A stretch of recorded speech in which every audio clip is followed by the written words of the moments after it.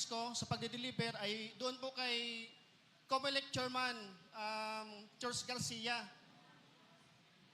Magandang hapon po sa inyong lahat, mga kababayan, mga mamayang Pilipino. Ako po si Jeron Gaviria Valderrama. Bali po, tama po si attorney na kagaling po lang namin sa kadarating lang po namin dito sa Manila, galing po ng mga probinsya. Year 2009 po, bali pumasok pa ako sa Philippine Marine Corps hanggang 2011 po. At doon naman po kay former Congressman Elizaldico, kay Boss ESI, nakapasok po ako doon ng July 22, 2024 hanggang end of December 2025. Sa loob po ng isang taon at 6 na buwan, ang mga narasan ko po na mga pagde-deliver ng mga mali-maleta na sinasabi ng aking mga kasamahan, unang-una po kay former speaker, dyan sa 14 Nara Street, South Forbes Park po.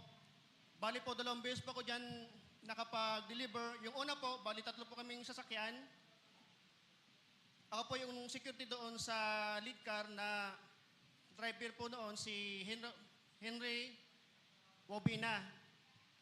Then nakasagay po sa akin yung 2 EA na sinasabi ng aking mga kasama na sina John Paul Estrada at Mark Tiksay. 3 po kami noon. Ang nilalaman po noon is nasa 30 na maletas na ang mostly po karamihan doon ay puro large amount po. Then yung sumunod po doon sa nasabi kong lugar, kami lang po ni Mark Tiksay and then si Ranji Paga, yung driver ko po noon. Bali, ang deliver po namin doon sa 14 Nara Street, hindi po bababa sa 7 na mix na po yon. May small, medium, and large.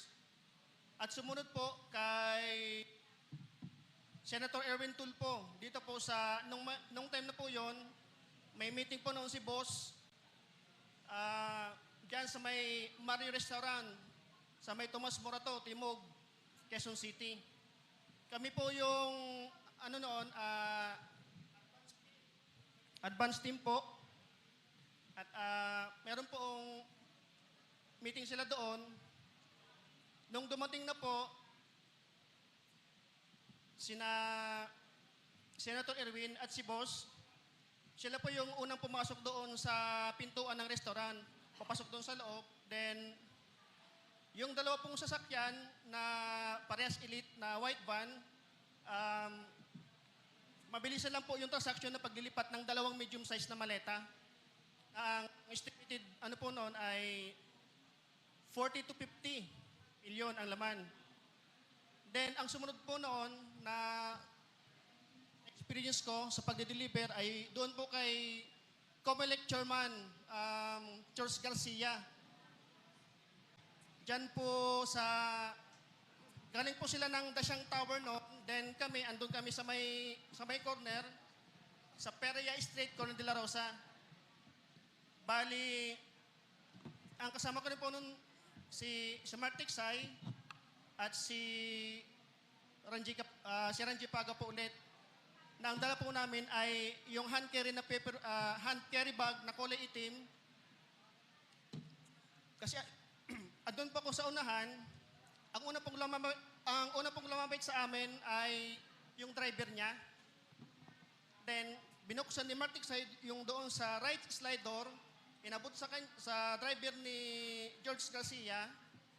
Then, pagkalagpas po ng mga ilang metro, magkasalubong po sila ni George Garcia. Then, lumapit din po si Chairman George Garcia. Then, binuksan po ulit ni Mark Tiksay yung sliding door. Then, inabot po yung receiving copy. Yun po nasaksihan ko doon. Then, tinanong ko po si Mark Tiksay, sabi ko, Boss Mark, magkano po ba yung yung laman ng hand carry na yun, sabi niya 10 million daw po. Yun lang po at maraming salamat po.